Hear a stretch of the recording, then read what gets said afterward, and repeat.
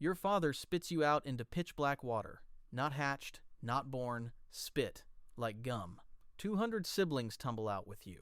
He's been holding you in his jaw for 9 days without eating his body, consuming itself to keep you alive. Now he's done. You're 4 millimeters long, transparent, floating in the open ocean at night with zero protection. An arrow worm rises from below, completely invisible. 2 hooks where a mouth should be. Your brother drifts into it, hooks close, gone. For 3 weeks, you're just plankton, floating food. 99% of your siblings will die before touching sand. But what kills this one won't be a predator. Day 5. Starving. You lunge at a shrimp with a mouth already too big for your face. Miss. Try again. Miss. 1 catch out of every 6 tries, and each hunt burns more energy than the food gives back. You're losing weight while eating. A comb jelly pulses through your group, trailing sticky threads. 4 siblings vanish into its transparent stomach. You go limp, play dead. It passes over you like trash. Then it hits you. Sound. Low vibrations through the water, snapping shrimp, fish grunting, coral, the reef. You've never been there, but your body knows exactly what it means. You swim toward it for days. The current fights you the whole way. Day 20. The reef appears below. You drop onto open sand at night, no cover, no burrow. 90% of fish that make it this far die in the first 24 hours. You open your jaw wider than your own head, scoop sand, swim 3 body lengths, spit, swim back, scoop, carry, spit, hundreds of times, building a home with your face while everything on the reef is hunting you. An hour in, a lizardfish charges from 10 feet away. You didn't even see it. It looks exactly like sand. Its mouth snaps shut above your half-finished hole. You press flat. It circles twice, loses you, moves on. You dig faster. By sunrise, you've got a tube barely deep enough to disappear into. Then you start building walls. Coral chunks, tiny shells, pebbles. Each one picked up with your mouth. Carried to the hole, pressed into the sand, brick by brick. Stone masonry done by a fish the size of your pinky. 12 hours of non-stop work. No food, no rest, exposed every single time you leave to grab a stone. But by the end of the day, you have a fortress, 10 centimeters deep, reinforced walls, decorated rim. That night you do something you'll repeat every single night of your life. You grab a flat shell, carry it to the entrance, and seal yourself inside. A locked door. Between you and every moray eel hunting by smell in the dark.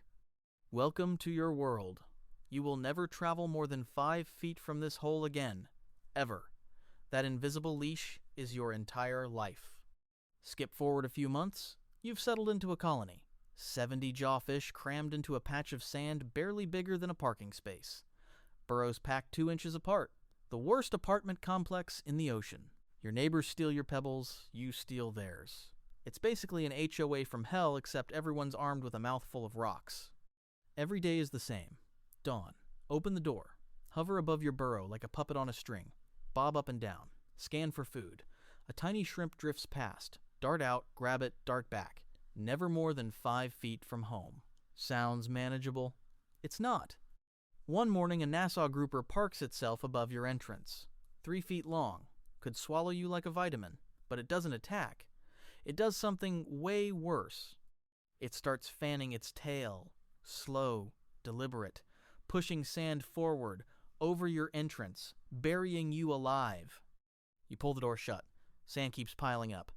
Minutes later, your entrance is completely sealed. You're underground. Limited oxygen. The groupers wait, pressing the water above your tunnel. 1 hour, 3 hours, 7 hours. You can feel it waiting. 10 hours underground before it leaves. You dig yourself out gasping. Rebuild your entrance with the same mouth that just kept you from suffocating. 2 days later, it comes back. Does the same thing. The grouper has literally nothing better to do than ruin your life. Zero chill. Skip forward 6 months. Something appears in the colony that your species has never seen in millions of years of evolution. A lionfish. Billowing venomous fins spreading wide like fans. Stripes that scream danger to everything on the Pacific Reef where it came from. But this is the Caribbean. It's here because some guy in Florida dumped his aquarium fish into the Atlantic in the 1980s. Your brain has zero fear response. Nothing in your DNA says, run. You've never evolved against this thing. No instinct, no defense, nothing. It corners your neighbor between its fanned-out fins. creates a wall of venomous spines with no escape. Mouth opens, suction strike. Your neighbor's gone. It takes 3 more colony members in under 30 minutes. 20 small fish in the time it takes to watch a YouTube video. Within 2 years of showing up, lionfish dropped prey fish populations by 65% in some areas. You watch, you don't hide. You don't know you're supposed to. But the lionfish isn't what kills you. That part's coming. Breeding season. You're male, fully grown, 10 centimeters, the length of a finger. To get a mate, you have to do the most dangerous thing possible. At dusk, when predators are most active, you hover higher than normal above your burrow. All fins spread, mouth gaping wide, bouncing up and down like you're trying to die. You're not showing off your body. You're showing off the size of your mouth. Bigger mouth means more room for eggs. Females pick males based on jaw capacity. It's basically a dating profile that says, look how big my mouth is. That's it. That's the whole pitch. A female enters your burrow, drops a sticky ball of eggs. You fertilize them. Gather every single one into your mouth. 200 eggs, packed into your cheeks, bound together with mucus threads your body makes. Your mouth is now a nursery, and this is where everything flips. Here's what nobody tells you about being a jawfish father. Everything your mouth does, and your mouth does everything, it can only do one thing at a time. Your mouth is your shovel, your weapon, your nursery, your dinner plate. Right now it's a nursery, which means you cannot eat for 9 days. Plankton floats past your face. Your stomach screams. You watch it drift away. You cannot fight. Your only weapon is spitting sand and rocks at intruders. Mouths full. A goby swims up and steals 3 pebbles from your entrance. You flare your fins. That's all you got. It takes your best stones and leaves. You cannot seal your door. Every night you're supposed to lock yourself inside with a shell. Your mouth is full of eggs. The entrance stays wide open. All night, for 9 days straight. While moray eels hunt by smell 6 inches from your doorway. You're growing 200 babies inside your face. And you've never been more helpless. Every few hours you spit the entire egg mass into open water, then catch it before it hits the sand. You have to. They need oxygen. 1 missed catch and they're gone forever. Day 4. Midnight. A green moray slides through your entrance. Its head jams in the tunnel, teeth 3 inches from your face, your mouth packed with eggs. You can't bite, can't spit, can't do anything but sit in the dark while it scrapes forward. Your wall cracks, holds. 4 minutes later, it gives up. Day 9. You rise to the entrance and jerk your head forward. 200 larvae tumble into open water. 99% will die before touching sand. You seal your door. First time in 9 days. You survived fatherhood. Lost 1/3 of your body weight. Muscles barely working.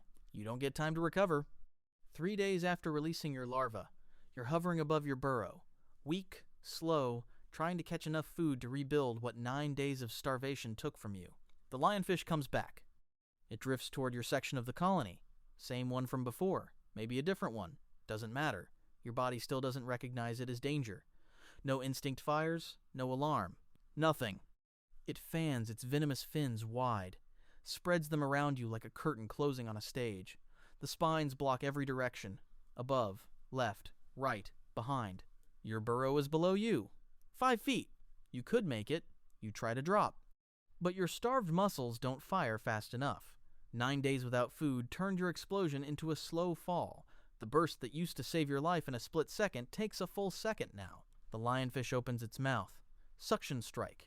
The water pulls you toward it like a vacuum. You vanish. You survived 3 weeks as floating plankton. Built a stone fortress with your face.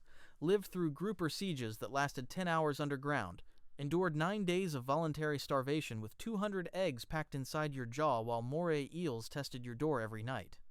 And you're killed by a fish that shouldn't even be in your ocean. An aquarium pet from the other side of the planet that some guy released 40 years ago. But believe it or not, there's an animal with an even worse life. Watch that story next.